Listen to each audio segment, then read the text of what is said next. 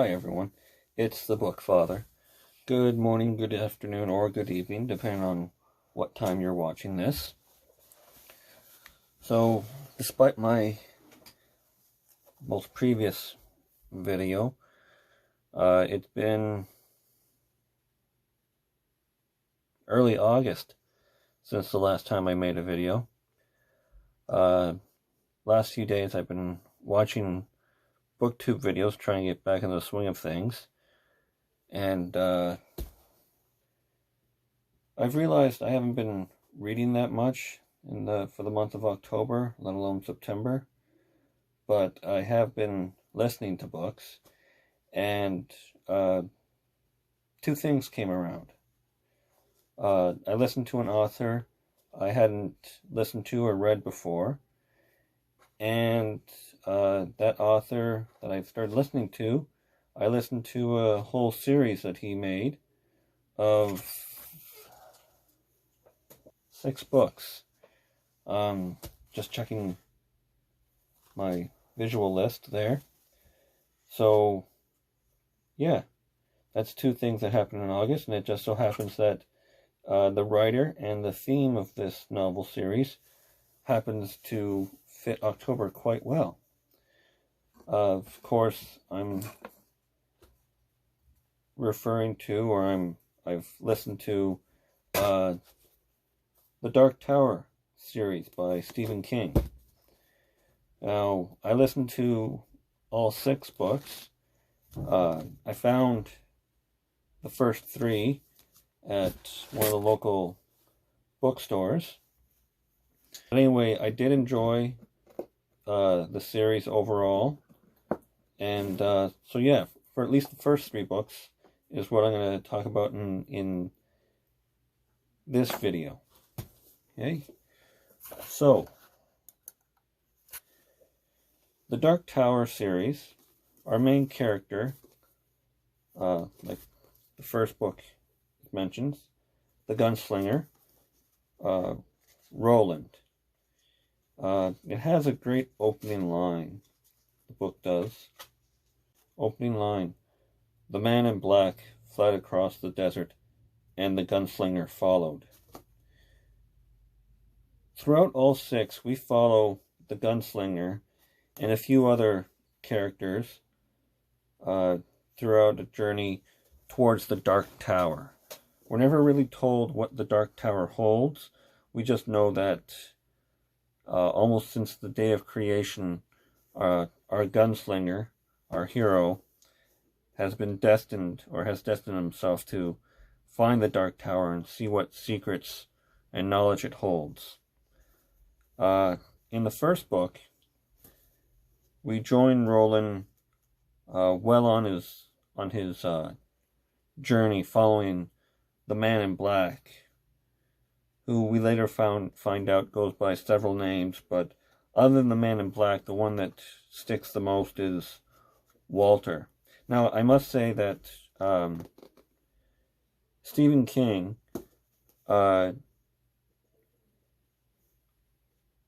wrote this whole series based off of a Robert Browning novel called Child Roland to the Dark Tower Came. And the poem is relatively lengthy, but not as lengthy as 6 books.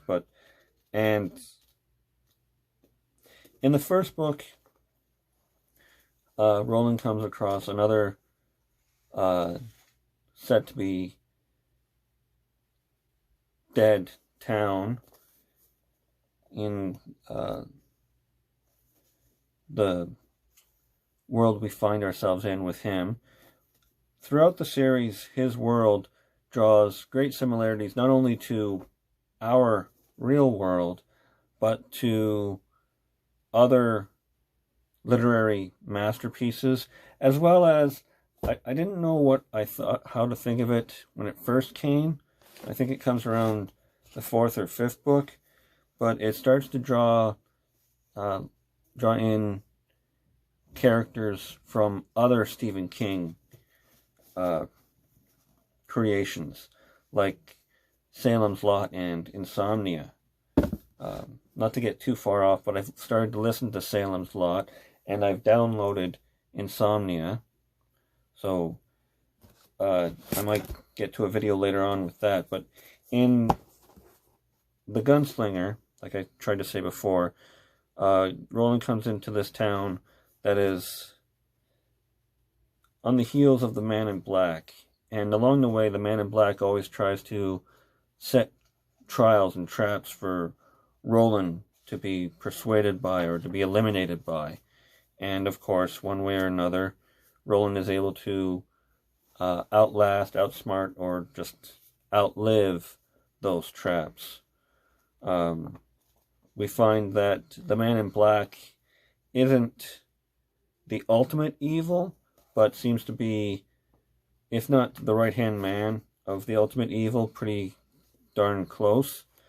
The entire town is set against Roland eventually, and living up to his name, the Gunslinger. Death seems to either be in front of him or follows him wherever he goes, and he's darn good at putting more bodies to the count. But anyway, so he finds a way to survive this town. This, I think it's called Lud. He comes across a way station. He finds what may be an actual ally, only to lose this ally later on in the book. And then at the end has a sit down with the Man in Black, and they show their hand. They say what's on their side and try to persuade the other to either reconsider or just bring this whole chase to an end. Now, laying the cards down, that's a double entendre, because the Man in Black tells Roland parts of his future by an enchanted deck of tarot cards, and it sets the groundwork for the future books. Now, this book is touted as being able to stand alone, which I agree. I mean, the way it ends isn't necessarily a cliffhanger, but given the fact that, let's see, how long did it take Mr. King to write this series? 22 years. Well then, not knowing when or how he was going to continue on with the story, the way that this booklet ends off is very well done. I mean, you could have been happy with the way it ended. You could have been, it's not in a neat little package, but not many questions are left. Fortunately, Mr. King does go forward with the tale. So, the first book, I would give 3.5 or 4 out of 5 stars. Like the opening line, like I said already, is great, and you'll come across that line once more in the series at an equally pivotal part. But I'm not going to say here where or why it's so pivotal. The Drawing of the Three, the second book. So at the end of the first, we leave Roland with Walter. The Man in Black has seemed to have died and left nothing but his own skeleton behind. 10 years have passed before we end the book, and we find Roland on an endless beach. Like, he already knows what's behind him. He can't see anything in front of him other than endless waters. So we don't know where this journey is going to take him. Also, with the reading of the tarot cards, in the Drawing of the Three, there is one battle at the beginning of the Drawing of the Three where Roland survives, but he doesn't survive unscathed. Parts of him are no longer with him, really important parts, but he still pushes on to pursue his Dark Tower, and he comes across two magic doors. Like, walking towards them, you can see the door. Walking around them, they're not there. They're not fixated to anything. They're just there. And we find Eddie Dean, a street-smart New Yorker, who in the beginning has a monkey on his back. He's addicted to the white stuff. Actually, we find him as he's trying to smuggle a key of that stuff, taking a flight into New York, and he's all but certain caught until Roland finds a unique way to step in and save Dean and bring him to his side. And they battle wits from two different worlds, and they push forward until they find a second door. And the second door is where we find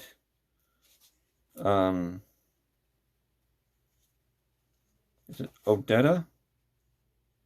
Detta and Odetta. An African-American lady with a she's she's financially well off, but has a tendency to stick it to the white man and shoplift as much as she can. And she's brought in, well, Detta and Odetta are brought in to the fold, and it's up to Roland to figure out a way of which one to keep and which one to do away with. So by following Eddie Dean, we know that his older brother has always been an inspiration, sometimes been an anchor in his life, and quite a few trials and tribulations have fallen both the Dean family and Detta and Odetta, making them worthy companions for Roland. And we move on to see how if the three of them, the four of them, can become allies in the same struggle. So yeah, in the first book, The Gunslinger, Roland is the last of his kind. And something that Eddie Dean, Odetta, and Detta Holmes have in common is in their world, the last gunslinger is referred to as being JFK. So when they come together, when they find a common bond to bring them together, they're destined to all become gunslingers one way or another, and they all move forward to fight the great fight towards the Dark Tower. The drawing of the three, once again, 3.5 or 4 out of 5 stars. The third book, The Wastelands. Now, in The Wastelands, a potential ally that Roland did have contact with in the first book, makes an unusual comeback in the third. In the first, we are led to believe that that potential ally is gone and lost for good. And in the third, we are found that as there's similarities between Roland's world and our world, there's doorways between Roland's world and our world, there's ways to make your own gateway to bring equally important pieces onto Roland's chessboard. And one of those pieces is the ally from the first book. Now, because Roland is the only one of the three in the beginning that is aware of this potential ally that is no longer around, parts of him believe that that ally was never there, and parts of him know that that ally was once there. And it's the first part of the Wastelands where those two parts of Roland are at war with each other until the three of them, Eddie, Roland, and the third, figure out a way to bring that potential ally back and join their ragtag gang on their quest towards the Dark Tower. Now, we come across, when they are reunited and they're made a clan of +1, we come across what's referred to as a wastelands, is an area, a massive area that seems to be still recovering from a tumultuous war, and it's everyone for themselves, where we meet. No sooner does that new ally come into the fold than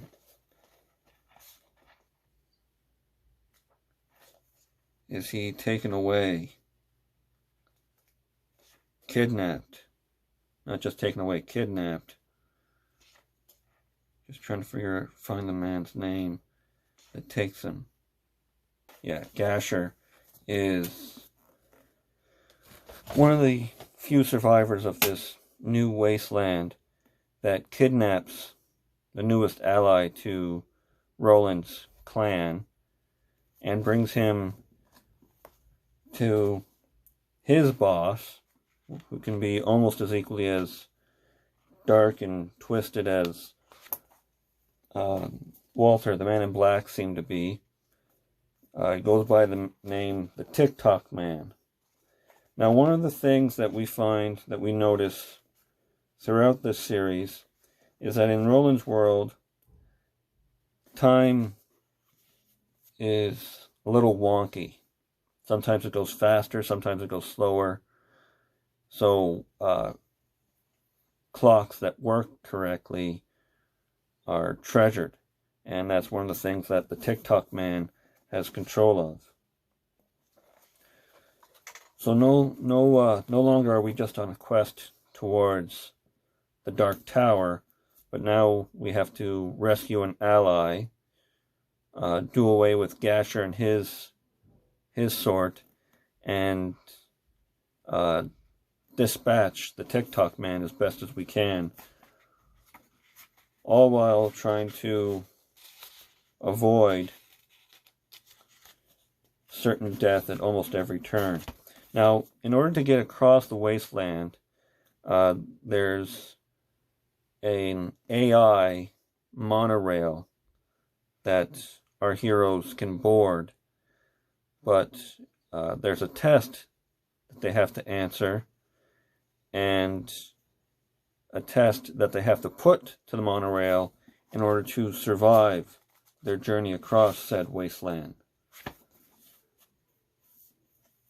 So the way that the wasteland ends is that we're on the monorail